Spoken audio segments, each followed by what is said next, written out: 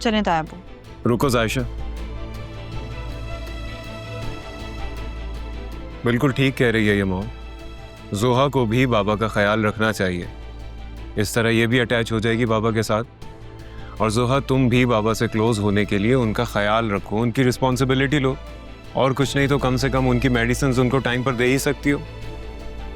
वही तो सफियान, जब हम दोनों तायाबू को संभालने के लिए मौजूद हैं तो बाहर से किसी को हायर करने की क्या जरूरत है, आप मुझे बताएं। बिल्कुल ठीक कह रही है जायशा। जोहा, आज से तुम भी बाबा की रिस्पॉन्सिबिलिटी इक्वली शेयर करोगी। बल्कि एक काम करो, बाबा को अभी तुम ही लॉन लेकर जाओ और उनके साथ कुछ वक्त गुजारो। अच्छा है, तुम और बाबा एक दूसरे को जल्दी समझ जाओगे।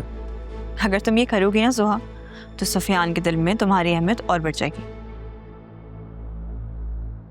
चलो आओ, तायाबू को बाहर लॉन में जाके खिलाते हैं, और मैं तुम्हारी हेल्प भी करूंगी, ठीक है? Are you crazy guys? मैं क्यों संभालूंगी अंकल को? क्योंकि वो इस घर के बड़े हैं, और जायशा की तरह उनका ख्याल रखना तुम्हारी भी रिस्पॉन्सिबिलिटी है जोहा। वो मेरे नहीं, आप लोगों के बड़े हैं। मैं यहाँ किसी मरीज को संभालने नहीं आई हूँ।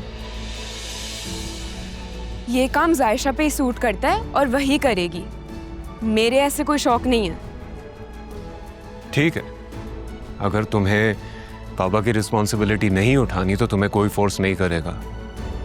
लेकिन माइंड यू जोहा, आज के बाद मैं जायशा के लिए तुम्हारे मुंह से एक लफ्ज भी ना सुनूं। जो शख्स बाबा की इधर खिदमत कर रहा है, उनकी रिस्पॉन्सिबिलिटी उठा रहा है, कम से कम उसे उसका काम करने दिया जाए।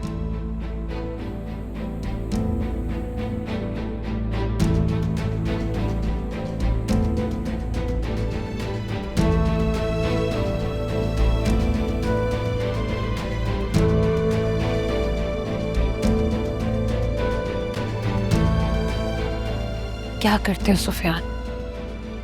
तुम्हें जोहा से हामिद को संभालने की बात नहीं करनी चाहिए थी। जायशा नहीं है वो। यही तो मैं भी आपको समझाना चाह रहा हूं मॉम। जोहा जायशा नहीं है, और ना ही कभी हो सकती है।